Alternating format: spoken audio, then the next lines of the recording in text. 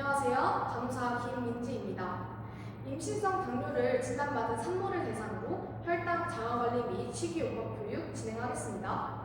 임신성 당뇨는 비교적 흔하게 발생하지만 적절한 관리가 이루어지지 않을 경우 산모와 태아 모두에게 영향을 줄 수 있기 때문에 체계적인 교육과 관리가 매우 중요합니다. 교육은 임신성 당뇨병의 정의, 임산부와 태아에게 미치는 영향, 자가혈당 측정 방법, 식이요법의 원칙, 운동요법과 인슐린요법 순으로 진행하겠습니다. 먼저 임신성 당뇨병은 임신 이전에는 당뇨병이 없던 산모에게서 임신 중, 특히 임신 20주 이후에 처음 발생하는 고혈당 상태를 의미합니다. 태반 호르몬들은 태아에게 충분한 영양을 공급하기 위해 산모의 혈당을 높이는 방향으로 작용하게 됩니다. 그 결과 산모의 몸에서는 인슐린이 정상적으로 작용하지 못하는 상태, 즉 인슐린 저항성이 증가하게 됩니다.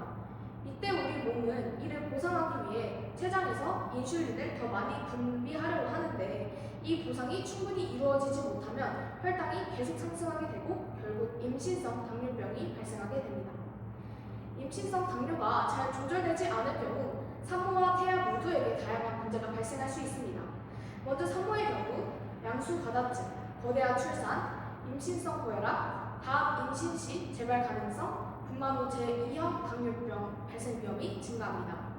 태아는 거대한 선천성 기형, 분만 후 저혈당증, 저칼슘혈증, 호흡장애 증후군이 발생할 수 있습니다. 이제 임신성 당뇨 관리에서 가장 중요한 자가혈당 측정에 대해 설명드리겠습니다. 자가혈당 측정은 임신성 당뇨 관리의 기본이자 핵심입니다. 정기적으로 혈당을 측정함으로써 자신의 혈당 변화를 정확하게 파악할 수 있고 치료 효과를 확인해서 적절한 조절이 가능해집니다. 혈당은 단순히 한 번 측정하는 것이 아니라 시간에 따른 변화 패턴을 확인하는 것이 중요합니다. 측정 방법은 손가락 끝에서 소량의 모세혈을 채취한 후에 자가혈당 측정기를 이용해 즉시 혈당을 확인할 수 있습니다. 또한 혈당 수치뿐만 아니라 식사 내용, 운동 여부, 컨디션과 같은 기본 상태를 함께 기록하는 것이 중요합니다. 이렇게 하면 어떤 요인이 혈당에 영향을 미치는지 파악할 수 있습니다. 이어서 혈당을 언제 측정해야 되는지, 즉 혈당 측정 시점에 대해서 자세하게 설명드리겠습니다. 혈당 측정은 단순히 횟수도 중요하지만 언제 측정하는지 중요하다고 했는데요. 기본적으로는 공복 시와 식후 한두 시간 후에 측정하는 것이 권장됩니다.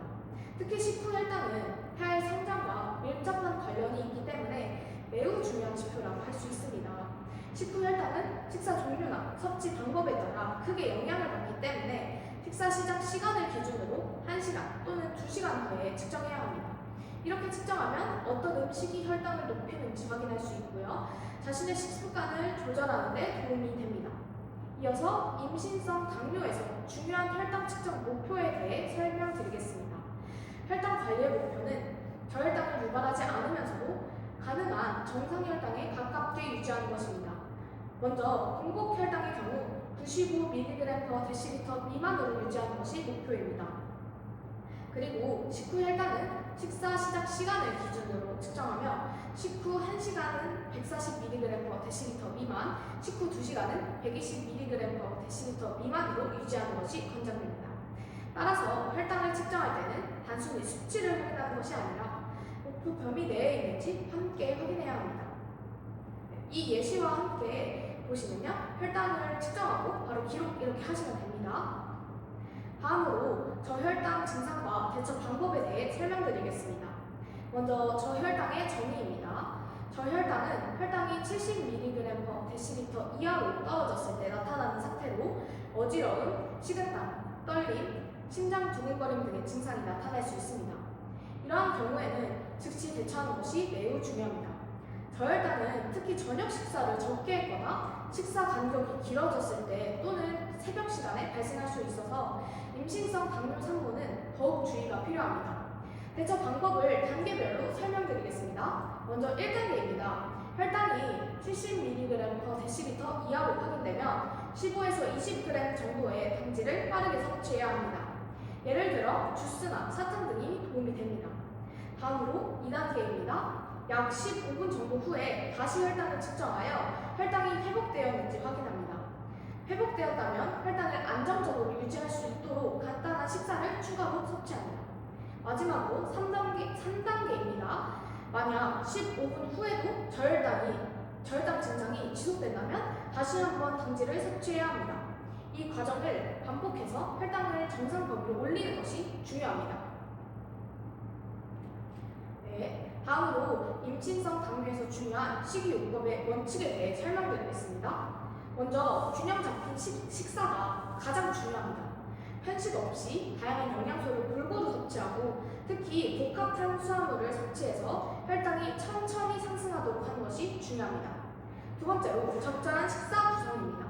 하루 총 섭취 열량은 약 2000에서 2500칼로리 정도이며 3번의 식사와 3번의 간식으로 나누어서 섭취하는 것이 좋습니다. 이렇게 하면 혈당이 급격히 오르는 것을 예방할 수 있습니다. 마지막으로는 영양소의 배분입니다. 탄수화물은 약 40에서 50%, 지방은 30에서 35%, 단백질은 20에서 25% 비율로 섭취하는 것이 권장됩니다. 또한 임신 중에는 단백질 요구량이 증가하기 때문에 일반 여성보다 약 30g 정도 추가 섭취가 필요합니다. 따라서 식이요법은 단순히 적게 먹는 것이 아니라 균형 있게 나눠서 규칙적으로 먹는 것이 핵심입니다. 다음으로 임신성 당뇨 관리에 도움이 되는 운동요법에 대해 설명드리겠습니다. 운동은 혈당을 낮추고 체중을 조절하는 데 도움이 되기 때문에 임신성 당뇨 관리에 매우 중요합니다. 먼저 규칙적인 운동을 통해 혈당 조절이 가능하며 적절한 체중 증가를 유지하는 데 도움이 됩니다. 권장 운동은 걷기, 수영, 가벼운 체조와 같이 부담이 적고 안전한 운동입니다. 또한 자궁 수축을 유발하지 않은 운동을 선택하는 것이 중요합니다. 운동 시간은 식사 후 20에서 30분 정도가 적당하며 운동 중에는 약간 숨이 차지만 대화는 가능한 정도가 가장 좋습니다. 반면에 피해야 할 운동도 있습니다. 자궁 수축을 유발할 수 있는 하체 운동이나 근육과 관절에 무리를 주는 과도한 운동은 피해야 합니다. 또한 운동 시에는 덥고 습한 환경을 피하고 몸 상태를 고려하여 무리하지 않도록 주의해야 합니다. 따라서 운동은 무조건 많이 하는 것이 아니라 안전하게 규칙적으로 시행하는 것이 좋습니다. 마지막으로 인슐린 요법에 대해 설명드리겠습니다. 먼저 인슐린 치료는 식이요법과 운동요법으로 혈당이 목표 범위 내에 조절되지 않을 때 시작합니다. 또한 이를 통해 주산기 합병증 발생을 줄일 수 있습니다.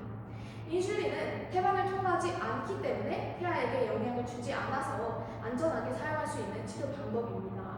또한 혈당을 효과적으로 조절해서 거대화 발생을 예방하는 데도 도움이 됩니다. 임신 중 인슐린 요구량은 임신 초기에는 큰 변화가 없거나 약간 증가하지만 임신 중반 이후부터 점차 증가하기 시작합니다. 특히 임신 말기에는 인슐린 요구량이 2배에서 3배까지 증가할 수 있어서 이에 따라 주사 용량과 횟수도 증가할 수 있습니다. 인슐린 투여 기준으로는 식후 2시간 혈당이 120mg/dL 이상이면서 케톤이 보이는 경우 또는 공복 혈당이 105mg/dL 이상일 때 고려됩니다. 따라서 인슐린 치료는 임신 과정에서 나타나는 정상적인 변화에 맞춰서 시행되는 치료이며 산모와 태아의 건강을 위해 매우 중요한 관리 방법입니다. 이러한 자가혈당 관리와 식이요법 그리고 적절한 운동과 치료를 통해 산모와 태아 모두 건강한 임신과 출산을 할 수 있습니다. 따라서 꾸준한 관리와 실천이 무엇보다 중요하다는 점 기억해 주셨으면 좋겠습니다. 이상으로 교육을 마치겠습니다. 감사합니다.